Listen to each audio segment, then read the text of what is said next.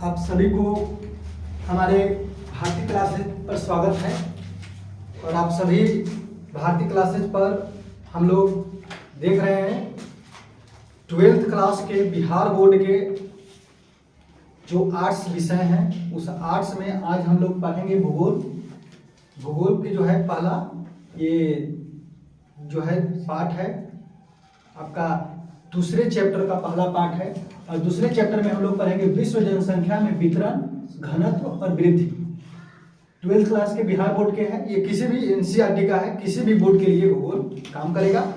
तो आप सभी से जो है हम यही रिक्वेस्ट करेंगे कि अगर आप पढ़ रहे हैं तो हम साथ साथ में पढ़ा रहे हैं, लिखा रहे हैं, आप भी अपना कॉपी निकाल लीजिए, साथ में लिखिएगा और आपका भी जो है काम हो जाएगा। और बोर्ड एग्जामिनेशन में भी जो है लिखने में आएगा, क्योंकि बोर्ड एग्जामिनेशन में जो है बिना लिखे हुए काम नहीं होता है। इसलिए आप लोग लिखिए और हम जो है साथ साथ पढ़ाने जा रहे हैं। तो पहला चैप्टर है, इसमें दूसरा चैप्टर है जिसमें जो है टॉपिक है, टॉपिक वाइज कवर करेंगे। तो सबसे पहले जनसंख्या आप भी लिखिए और हम बोल करके लिखवाएंगे, क्योंकि बोल करके लिखवाएंगे तो थोड़ा जल्दी होगा, लिखेंगे तो टाइम लगेगा। इसलिए आप भी जो है लिखिए जनसंख्या, टॉपिक है जनसंख्या। इसको अंग्रेजी में पॉपुलेशन बोलते हैं, अंग्रेजी में पॉपुलेशन बोलते हैं। टॉपिक है जनसंख्या, जनसंख्या। अंग्रेजी में इसको पॉपुलेशन बोलते हैं, POPULATION, पॉपुलेशन। तो लिखेगा जनसंख्या क्या होता है या किसे कहते हैं। आगे की जनसंख्या से आप क्या समझते हैं, जनसंख्या किसे कहते हैं, जनसंख्या क्या है। तो इस तरह से एग्जामिनेशन में क्वेश्चन 2 नंबर में आता है। तो लिखिएगा किसी प्रदेश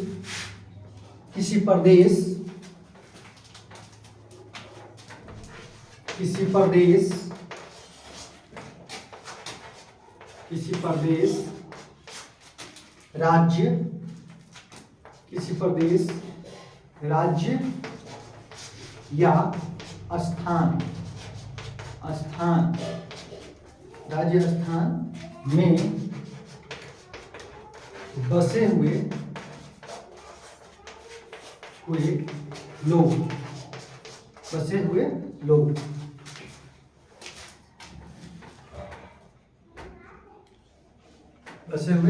लोग, जनसंख्या कहा जाता है। जनसंख्या कहलाता है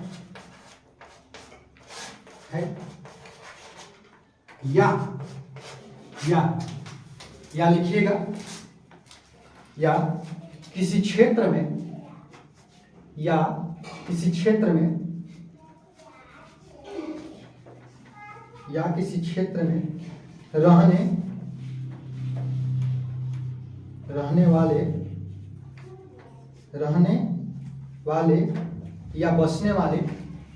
रहने वाले या बसने वाले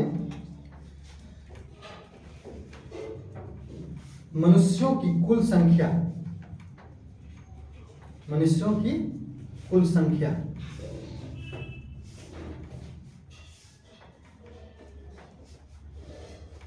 या जंतुओं की कुल संख्या।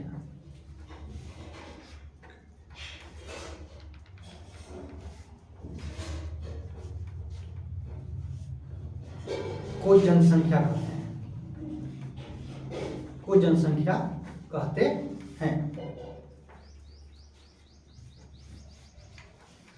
जनसंख्या कहते हैं। जनसंख्या का मतलब क्या होगा, जनसंख्या का मतलब हुआ कि किसी क्षेत्र में, किसी देश में या किसी प्रदेश में या किसी स्थान पर या किसी गांव में या किसी नगर में, वहां पर जितने लोग रहते हैं या बसते हैं, उसके कुल संख्या को हम लोग क्या कहेंगे। याद करने में भी ज्यादा दिक्कत नहीं है, आप तो समझ गए, प्रैक्टिकल एग्जाम है, आपके सामने दिख भी रहा है कि मान लो कि आप जिस गांव में रहते हैं या जिस क्षेत्र में रहते हैं, तो वहां पर लोगों की जो कुल संख्या है, और जो कुल संख्या है उसके संख्या में केवल मनुष्य नहीं हो सकता, जंतु भी हो सकता है, क्योंकि जंतु की भी संख्या है ना। जैसे गाय के हो गया, कुत्तों के हो गया, बकरियों की हो गया, भैंसों की हो गई, पंछियों की हो गई। तो ये किसी क्षेत्र में बसने वाले लोगों की संख्या को क्या बोलते हैं? जनसंख्या। तो लिखिएगा जनसंख्या के बाद जनसंख्या वितरण। अगला टॉपिक है जनसंख्या वितरण।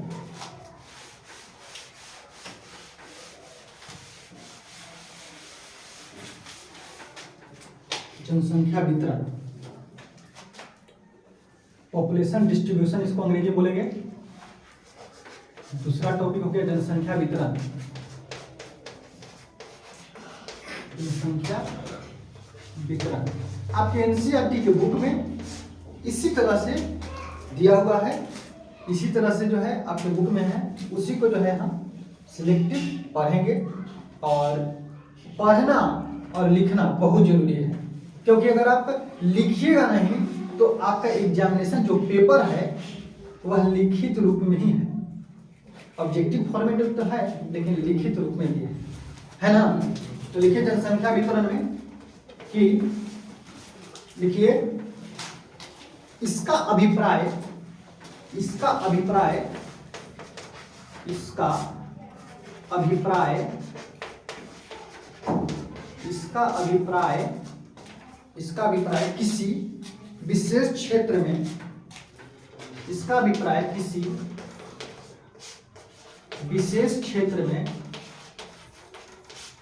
विशेष क्षेत्र में, किसी विशेष क्षेत्र में, किसी विशेष क्षेत्र में लोगों के वितरण से, लोगों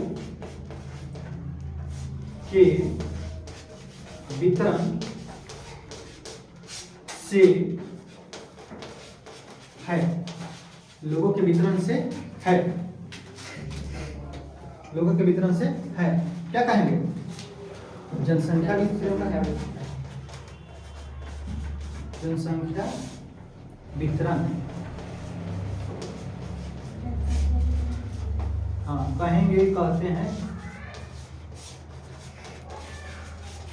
अंग्रेजी में इसको बोलेंगे पॉपुलेशन डिस्ट्रीब्यूशन। या लिखिएगा या किसी विशेष क्षेत्र में, या किसी विशेष क्षेत्र में, या किसी विशेष क्षेत्र में लोग, या किसी विशेष क्षेत्र में लोग कितनी संख्या में रहते हैं, लोग कितनी संख्या में रहते हैं और कहाँ रहते हैं, और कहाँ रहते हैं, और कहाँ रहते हैं, उसी को, कहाँ रहते हैं उसी को, उसी को जनसंख्या वितरण कहते हैं, उसी को जनसंख्या वितरण कहते हैं। मतलब समझ में आ गया? ये कि जैसे मान लीजिए कि आप किसी गांव में रहते हैं, तो किसी गांव में रहते हैं तो किसी गांव की संख्या कितनी है, यानी कितने लोग रहते हैं वहां पर संख्या। किसी गांव के बाद जो है किसी शहर में है तो शहर में कुल कितना लोग रहते हैं, शहर के वितरण हो गया। या किसी देश में कितने लोग रहते हैं, किसी राज्य में कितने लोग रहते हैं, लोगों की जो संख्या है उस क्षेत्र विशेष में, उसी को जनसंख्या वितरण कहते हैं। अगला लिखिए जनसंख्या घनत्व, पॉपुलेशन डेंसिटी। इसको शॉर्ट में कहें तो जन घनत्व भी होगा या जनसंख्या घनत्व, जनसंख्या घनत्व। अब इसको पूरा को मिटा देते हैं यहां।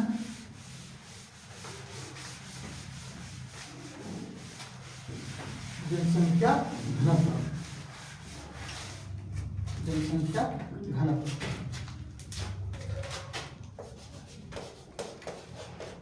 जनसंख्या घनत्व। अभी साथ साथ लिखिए, तभी जो है काम होगा, तब इन्हें समझ में भी आएगा और आपका एक नोट्स भी तैयार हो जाएगा। वैसे आप नोट्स प्राप्त करने के लिए हमारे टेलीग्राम आपके डिस्क्रिप्शन में दिया रहेगा, उस चैनल को सब्सक्राइब कर लीजिएगा। पूरा क्लास खत्म होने के बाद ही आपको नोट्स मिलेगा, पहले नहीं मिलेगा। ये फिर मत रहिए कि आपको नोट्स मिल जाएगा, और नोट्स भी पीडीएफ फॉर्मेट में रहेगा, स्लाइड बेस्ड में रहेगा, इसलिए आप प्लीज लिखिए तो ज़्यादा फायदेमंद होगा।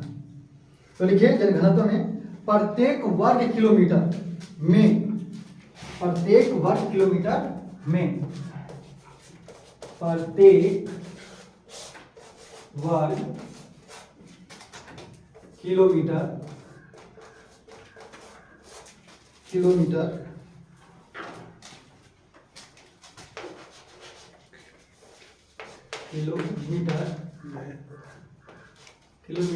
में, प्रत्येक वर्ग किलोमीटर में रहने वाले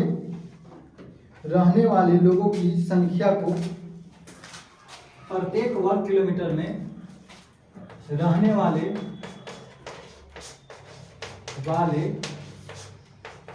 लोगों की संख्या को, रहने वाले लोगों की संख्या को जनसंख्या घनत्व कहा जाता है। जनसंख्या घनत्व कहा जाता है, जनसंख्या घनत्व कहा जाता है। या दूसरे शब्दों में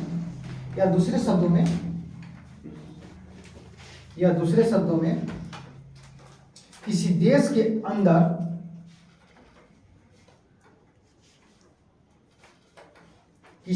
के अंदर आप भी लिखिए,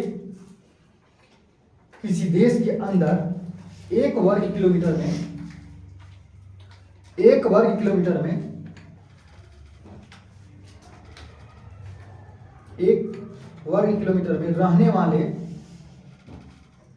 रहने वाले लोगों की संख्या को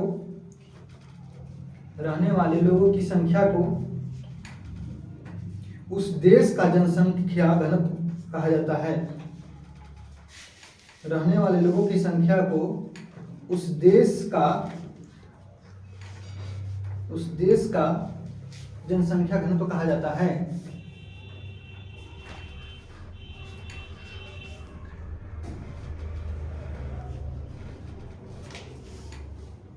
जनसंख्या घनत्व उसे में लिखिएगा, जनसंख्या घनत्व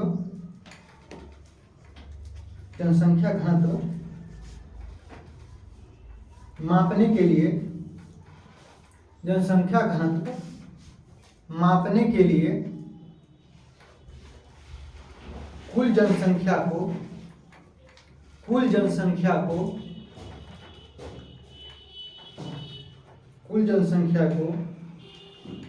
कुल क्षेत्रफल से, कुल जनसंख्या को कुल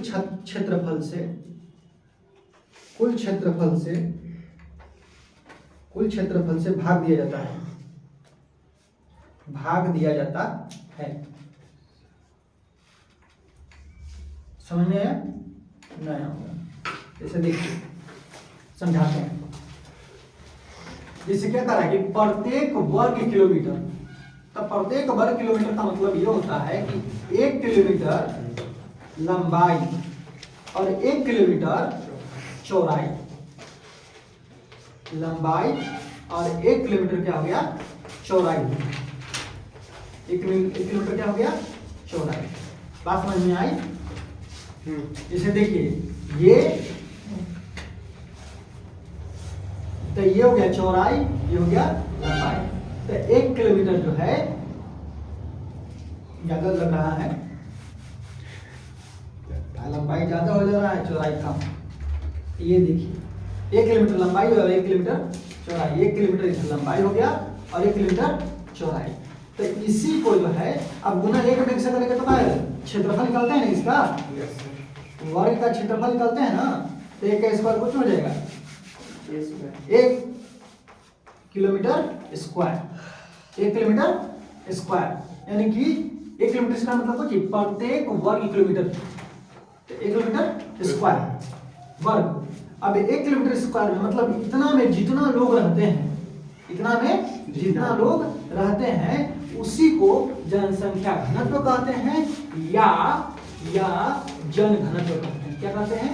जन घनत्व। जन मतलब लोग या जनसंख्या, घनत्व मतलब डेंसिटी। अब मैंने आगे क्या बताया कि जो टोटल संख्या है, यानी टोटल जो जनसंख्या है, उस जनसंख्या में उस एरिया से भाग दे देते हैं। उस एरिया से क्या कर देते हैं? भाग दे देते हैं। जैसे कि आपको बता दिया जाए कि जनसंख्या कुल कितनी है, तो जनसंख्या कुल कितनी है? 1 2 3 4 5 6, यानी कि इकाई, दहाई, सैकड़ा, हजार, 10,000, लाख, 10 लाख, यानी कि 10 लाख जनसंख्या है। जनसंख्या कितनी है? 10 लाख। अब उसी में जो है कहा जाए कि टोटल जो जनसंख्या है, टोटल जो मतलब 10 लाख जनसंख्या है, उस 10 लाख जनसंख्या में कितना तो 10,000, कितना 10,000 वर्ग किलोमीटर। कितना? 1 2 3 4 इकाई, दहाई, सैकड़ा, हजार, 10,000, यानी कि 10,000 जो वर्ग किलोमीटर है। तो इससे कुछ करते हैं, ऊपर हो गया कुछ जनसंख्या, ऊपर क्या हो गया? जनसंख्या, और नीचे क्या हो गया? क्षेत्रफल। अब क्षेत्रफल से जो है जनसंख्या को भाग हम जब देते हैं तो क्या निकलता है? जन घनत्व निकलता है। क्या निकलता है? जनसंख्या घनत्व। क्या निकलता है? जनसंख्या घनत्व। जनसंख्या घनत्व निकलता है। अब जनसंख्या घनत्व निकालने के लिए 0 को 0 से काट दीजिए, यानी कि कहने का मतलब कि 100, यानी कि 10,000 वर्ग किलोमीटर में इतना लाख लोग रहते हैं, तो 1 किलोमीटर में कितना लोग रहेंगे? 1 किलोमीटर कितना लिया?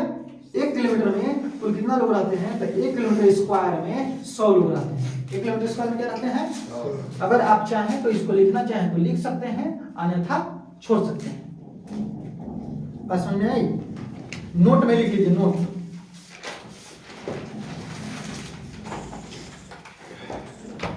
में लिख लीजिए।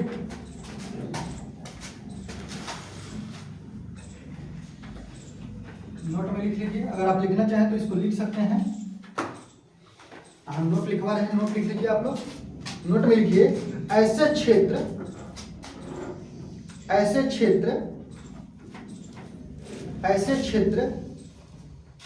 जिसकी जनसंख्या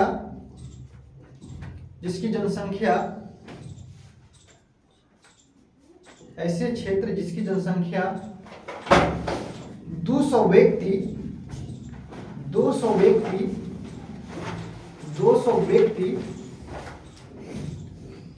प्रति वर्ग किलोमीटर से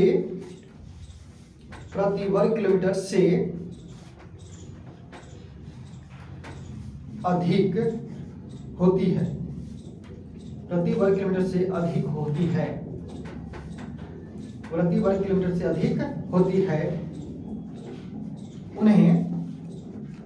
उन्हें अभी लिखिए, उन्हें सघन आबादी वाला क्षेत्र कहा जाता है। उन्हें सघन आबादी वाला क्षेत्र कहा जाता है। हम अभी निकाले तो क्या निकाले? 100 व्यक्ति प्रति वर्ग किलोमीटर के हिसाब से निकाले, यानी कि 1 किलोमीटर कुल कितना लोग रहते हैं? 100 व्यक्ति। 1 किलोमीटर स्क्वायर में कितना लोग रहते हैं? 100 व्यक्ति। तो यहाँ पर अभी क्या बता रहा है कि 1 किलोमीटर स्क्वायर में कितना 200 से अधिक लोग अगर रहते हैं तो वह कौन सा एरिया कहलाएगा? सघन आबादी वाला कहलाएगा। जैसे आप गांव में एंट्री करते हैं तो कभी कभी सड़क पर बोर्ड देखते होंगे कि सघन आबादी वाला क्षेत्र, यानी कि गाड़ी को क्या करें? धीमा चलाएं, यानी कि यह आबादी कैसा आबादी वाला है? सघन आबादी वाला है। बोर्ड पर लिखा, ग्रीन बोर्ड पर देखा होंगे, लिखा है ना। आगे लिखिए, जनसंख्या वृद्धि। जनसंख्या वृद्धि आपको पता होना चाहिए कि 2024 के जनवरी 1 के दिन भारत विश्व का जनसंख्या में क्या हो चुका है? नंबर 1। हम लोग और कुछ हमें हो चाहे ना हो, लेकिन इसमें क्या है? नंबर 1। चीन दूसरे स्थान पर, और चीन को पछाड़ते हुए, पीछे छोड़ते हुए भारत कहां पर पहुंच गया? नंबर 1 पे पहुंच गया। देखिए, जनसंख्या वृद्धि। अगला टॉपिक है आपका जनसंख्या वृद्धि। जनसंख्या वृद्धि।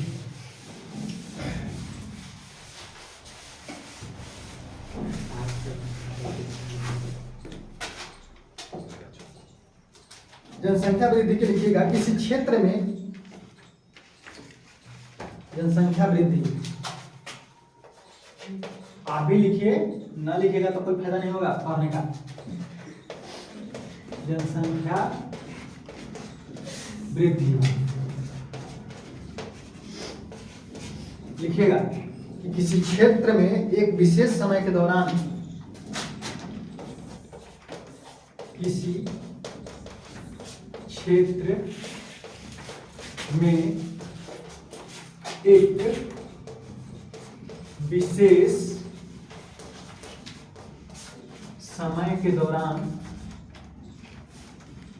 विशेष समय के दौरान, विशेष समय के दौरान हुए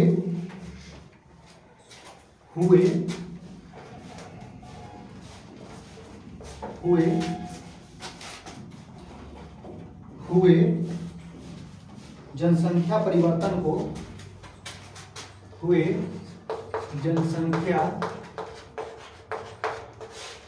परिवर्तन को, हुए जनसंख्या परिवर्तन को जनसंख्या वृद्धि कहते हैं। जनसंख्या वृद्धि कहते हैं। जनसंख्या वृद्धि कहते हैं। आगे लिखिएगा, अगर उस क्षेत्र की जनसंख्या, अगर उस क्षेत्र की जनसंख्या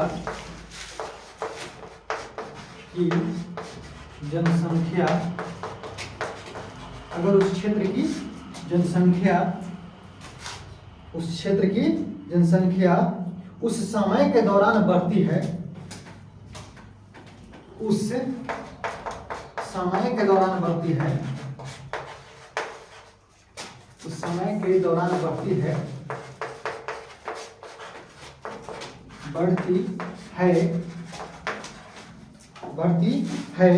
तो उसे धनात्मक जनसंख्या वृद्धि कहते हैं। बढ़ती है तो उसे धनात्मक जनसंख्या वृद्धि कहते हैं। धनात्मक जनसंख्या वृद्धि, अंग्रेजी में इसको पॉजिटिव कहेंगे, positive population growth, positive population growth. अगर उसी में लिखेगा, फिर एक तीर देकर के नीचे, अगर उस क्षेत्र की जनसंख्या, अगर उस क्षेत्र की जनसंख्या, अगर उस क्षेत्र की जनसंख्या उस समय के दौरान, लिखिए, अगर उस क्षेत्र की जनसंख्या उस समय के दौरान घटती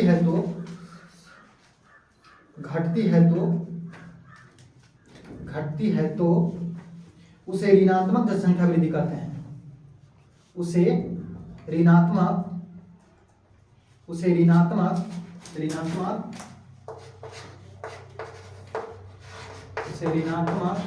जनसंख्या वृद्धि कहते हैं। उसे ऋणात्मक जनसंख्या वृद्धि कहते हैं। उसे ऋणात्मक जनसंख्या वृद्धि कहते हैं। बात समझिएगा। पहले अब क्या कह रहा है कि जनसंख्या वृद्धि पहले किसे कहते हैं। तो जैसे मान लीजिए कि हम किसी एरिया में रहते हैं, अब किसी एरिया में रहते हैं तो उस एरिया में जनसंख्या वृद्धि, जैसे मान लीजिए कि 10 वर्ष ले लेते हैं, हर साल 10 वर्ष के आधार पर जनगणना भी होती है। तो 10 साल के अंदर में, जैसे हम लोग पटना से आते हैं तो पटना एक जिला हो गया। अब इस पटना जिला के अंदर 10 साल में जो संख्या में परिवर्तन होगा, यानी कि लोगों की संख्या में जो परिवर्तन होगा, 10 वर्ष के अंदर में जो लोगों की संख्या है उस संख्या में अगर परिवर्तन होता है तो उसको क्या बोलेंगे, जनसंख्या वृद्धि। अब जनसंख्या वृद्धि और जनसंख्या कमी, इसको पॉपुलेशन ग्रोथ इन पॉजिटिव और population growth in negative format में। तो पॉपुलेशन ग्रोथ कैसे कहलाएगा पॉजिटिव में? तो पॉजिटिव में जो है तब कहते हैं जब उस समय जनसंख्या बढ़ती है, और वही पॉपुलेशन जो है निगेटिव तब कहते हैं जब जनसंख्या घटती है। तो हमारे देश में जो है एक समय ऐसा था अंग्रेज के समय में 1921 के वर्ष, जो उस समय भीषण अकाल भी आया था बंगाल में, जिसकी वजह से बहुत लोग भूखे मारे गए थे अकाल के वजह से, और उस समय देश की जनसंख्या कम हुई थी, घटी थी। इसको विभाजक वर्ष भी कहा जाता है। तो 10 साल के अंदर में अगर पटना में जनसंख्या बढ़ी तो जनसंख्या पॉजिटिव और घटी। अब बढ़ी या घटी कैसे पता चलेगा? तो जैसे मान लीजिए कि 2000 से लेकर के 2011 के बीच में जो जनसंख्या है, मान लीजिए कि 5% बढ़ा, तो बढ़ा नहीं 5% हम देखेंगे 5% हुआ, और वही 1990 से लेकर के 2000 के बीच में देखते हैं तो 1990 में कितना था? 4% जनसंख्या वृद्धि था। अब 2000 से 2011 के बीच में जनसंख्या कितना हो गया? 5%। तो 4 से 5 कितना परसेंट की वृद्धि हुआ? 1% की जनसंख्या वृद्धि हुआ।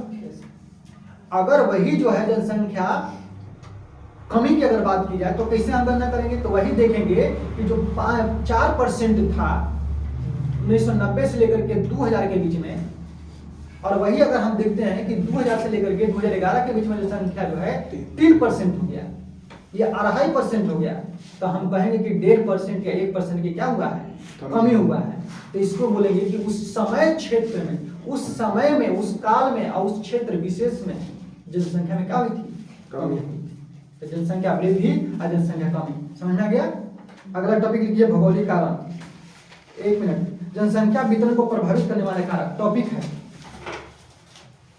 जनसंख्या वितरण को प्रभावित करने वाले कारक। जनसंख्या वितरण को प्रभावित करने वाले कारक। अगला टॉपिक लिखिएगा जनसंख्या वितरण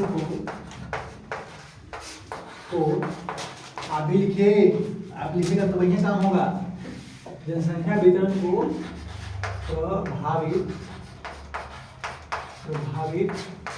करने वाले कारक, करने वाले कारक। यानी इसका मतलब यह हुआ कि जनसंख्या बढ़ती कैसे है, घटती कैसे है, इसको बढ़ने वाले कौन से कारण हो गया, घटने वाले कौन से कारण हो गया, ये पॉइंट। तो कौन कौन से कारण है? तो सबसे पहले लिखिएगा भौगोलिक कारण में। भौगोलिक कारक में पहला भौगोलिक कारक, भौगोलिक कारक। अब भौगोलिक कारक में क्या होता है? तो भौगोलिक कारक में point number A, point number B, point number C लिखिए कि पहला भौगोलिक कारक में हो जाएगा कि जल की उपलब्धता, जल की उपलब्धता, जल की उपलब्धता,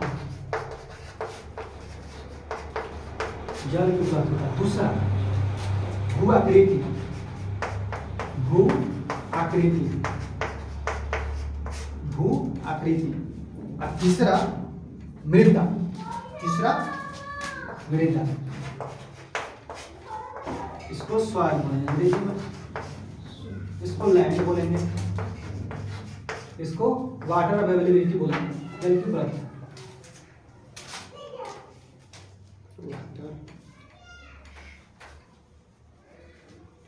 दूसरा जो हो जाएगा आर्थिक कारक, दूसरा हो जाएगा आर्थिक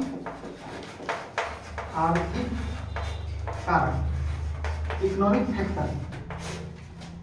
आर्थिक जो है कारक में कौन कौन से? ए, बी, सी। तो आर्थिक कारक में लिखिएगा, आप भी लिखिए, नहीं लिखिएगा तो काम नहीं होगा। खनिज, नगरीकरण, नगरीकरण, औद्योगिकरण,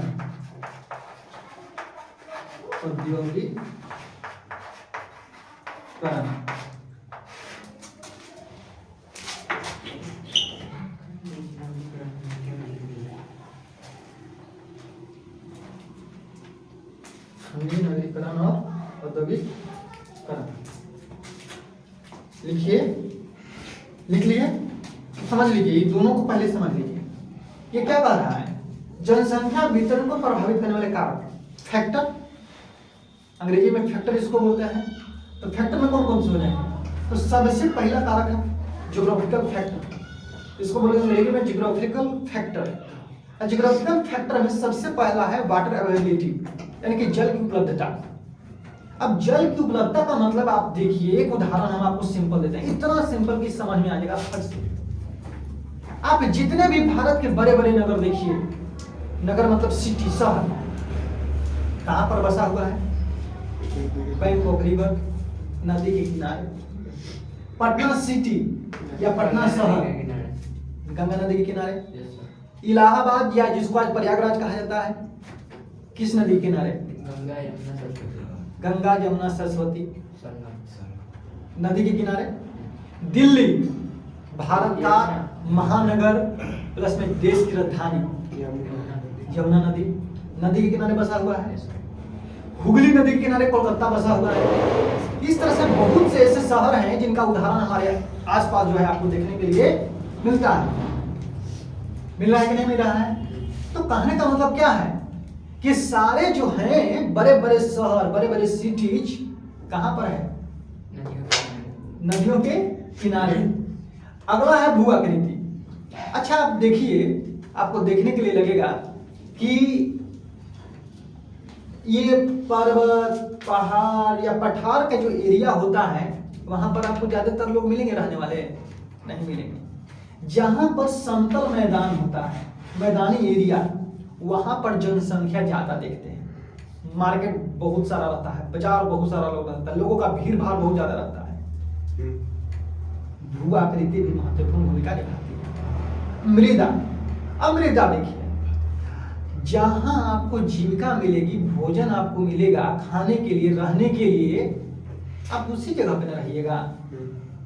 अब मैदानी आप एरिया में है, जिसे राजस्थान ले लीजिए। अब राजस्थान में, माफ कीजिएगा, अब राजस्थान में जो एरिया है जहां पर मरुस्थल है, तो लोग वहां पर रहेंगे? नहीं रहेंगे। आप राजस्थान के वही इलाका में वहां के लोग रहते हैं जहां पर खेती संभव है, जहां पर लोग अपने भोजन को उगा सकते हैं, वहीं पर जो है रह सकते हैं। यानी कि मृदा, यानी कि जनसंख्या कहां पर ज्यादा होगा, कहां पर कम होगा, लोगों की संख्या कितना होगा, ये डिसाइड करने वाले भौगोलिक कारक ये 3 गो चीज है। उसके बाद आर्थिक कारक, इकोनॉमिक फैक्टर। सबसे पहले खनिज। आप देखिए, जहां पर ज्यादा चीज जो निकलता है वहां पर जनसंख्या भी ज्यादा होता है। जैसे कि कहीं पर ज्यादा मात्रा में कोयला निकलता हो, जैसे झारखंड में चले जाइए, Ranchi, Tata iron industrial company Tata, यहां जहां पर खनिज होता है वहां पर इंडस्ट्री होता है, औद्योगिकरण। जहां पर खनिज होगा वहां पर इंडस्ट्री, जहां पर इंडस्ट्री होगा, जहां पर फैक्ट्री होगा, जहां पर काम मिलेंगे, वहां पर लोग का स्टाइल शहरों की तरह होगा, यानी कि नगरीकरण। यही वजह है कि नगर में सबसे ज्यादा फैसिलिटी अवेलेबल होता है, जब अपेक्षा उसके कि गांव में कम। और जहां पर जो है ये सारे फैसिलिटी मिलता है, यानी कि जहां पर जो है प्रोडक्शन ज्यादा होता है, वस्तुओं का उत्पादन ज्यादा होता है, यानी कि इंडस्ट्री ज्यादा होता है, औद्योगिकरण ज्यादा होता है, वहां पर नगरों का विकास भी ज्यादा होता है। और आप जिन राज्यों में देख लीजिए कि जहां पर ये सब चीजें नहीं है, वहां पर डेवलपमेंट भी अभी बहुत पीछे है। उदाहरण के तौर पर हमारा बिहार है, यहाँ पर खनिज बहुत कम मात्रा में है, और यही वजह है कि यहाँ पर औद्योगिक का विकास जो है बहुत कम हुआ है। बिहार के पिछड़ेपन में एक प्रमुख कारण औद्योगिकरण भी है। इंडस्ट्रियलाइजेशन नहीं होने की वजह से यहाँ पर बेरोजगारी की संख्या हुई, जिसके वजह से लोगों का आर्थिक स्थिति जो है कमजोर है, यही है इकोनॉमिकल फैक्टर, यही है इकोनॉमिकल फैक्टर। अब अगला लिखिएगा सामाजिक एवं संस्कृति कारक। तीसरा सामाजिक और सांस्कृतिक कारक। सामाजिक एवं सांस्कृतिक कारक। सामाजिक एवं सांस्कृतिक कारक। सामाजिक एवं सांस्कृतिक कारक में सबसे पहला है धार्मिक महत्व। एक, धार्मिक महत्व। बी, अशांति। धार्मिक महत्व, अशांति। लिखिए खराब सामाजिक वातावरण। खराब सामाजिक वातावरण। खराब सामाजिक वातावरण। खराब सामाजिक वातावरण। और चौथा है राजनीतिक कारक। राजनीतिक कारक। राजनीतिक कारक। राजनीतिक कारक में ए और बी है अस्थिर राजनीतिक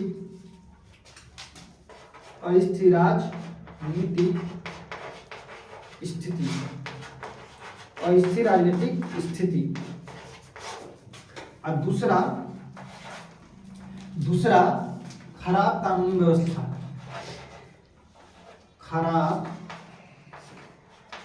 कानूनी व्यवस्था।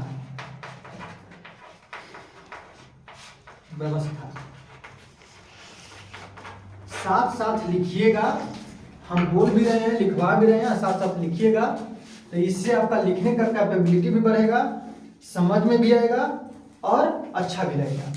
और हम टॉपिक वाइज समझा भी दे रहे हैं, तो हमको लगता है कि याद करने में ज़्यादा भार नहीं पड़ेगा। 2-3 बार देख लीजिएगा तो आपको याद हो जाएगा। और साथ साथ में आपका नोट्स भी तैयार हो गया। तो देखिए तीसरा कारक में क्या है, सामाजिक और सांस्कृतिक कारक। सामाजिक और सांस्कृतिक कारक कैसे होता है, तो सबसे पहले धार्मिक महत्व। अच्छा आप देखिए, हमारा देश हिंदुस्तान या भारत, यहां पर विभिन्न धर्मों को मानने वाले लोग रहते हैं। हिंदू धर्म, जैन धर्म, सिख धर्म, ईसाई धर्म, पारसी।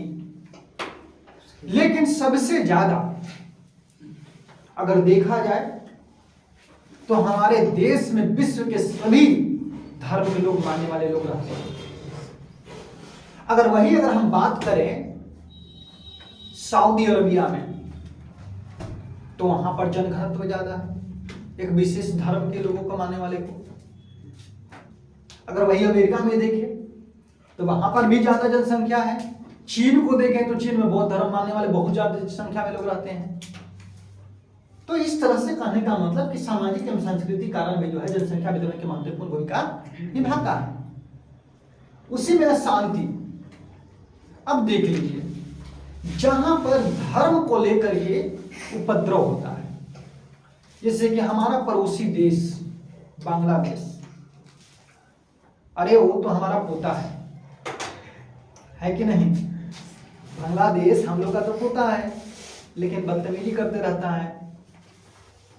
अब देखिए वहां पर जो है हिंदू को और इस मुस्लिम को, वहां पर कुछ लोगों ने हिंदू और मुसलमान के नाम पर अलगाववाद का जो है भावना विचारधारा दिया, जिसका रिजल्ट यह हुआ कि हिंदुओं के साथ बहुत बदतमीजी की गई और अंतर्राष्ट्रीय स्तर पर भी इसकी आलोचना की गई। तो धर्म के आधार पर वहां पर अशांति फैल जाती है। हमारे देश में भी कभी कभी ऐसे कुछ कमीने लोग हैं जो इस बात को जो है प्रदर्शित करते रहते हैं कि तुम ये श्रेष्ठ हो, तुम ये हो, राजनीतिक अपने स्वार्थ को पूरा करने के लिए, जिसका परिणाम अशांति होता है। यही वजह होता है कि हमारे देश में, हमारा देश का सिर या मुकुट जो जम्मू कश्मीर है, वहां पर अशांति का हमेशा धर्म को लेकर के बनाते रहते थे। जो अनुच्छेद 370 को हटा करके भारत सरकार ने इसको खत्म किया। उसी में है खराब सामाजिक वातावरण। अब खराब सामाजिक वातावरण में ले लीजिए उदाहरण, आज के समय में हमारे देश में पड़ोसी में अगर देखें तो बांग्लादेश में नजर आ रहा है।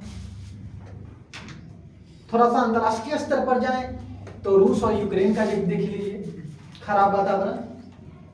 तो क्या वहां पर लोग बसना चाहेंगे, रहना चाहेंगे? जनसंख्या वहां पर स्थिर रहेगा? जनसंख्या वहां पर स्थिर नहीं रहेगा। वहीं पर इजराइल और फिलिस्तीन को लेकर के देखिए मामला, गाजा पट्टी में, गाजा में, तो क्या वहां पर लोग स्थिर रह पाएंगे? नहीं रह पाएंगे। खराब और सामाजिक।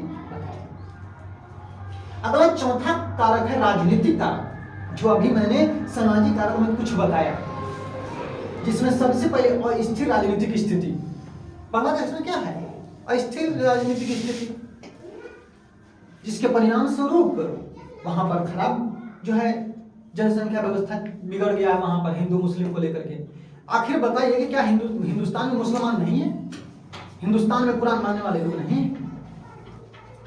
तो ऐसा नहीं कहा जा सकता। कुछ राजनेता अपने स्वार्थ को पूरा करने के लिए जन भावनाओं को भड़काते हैं।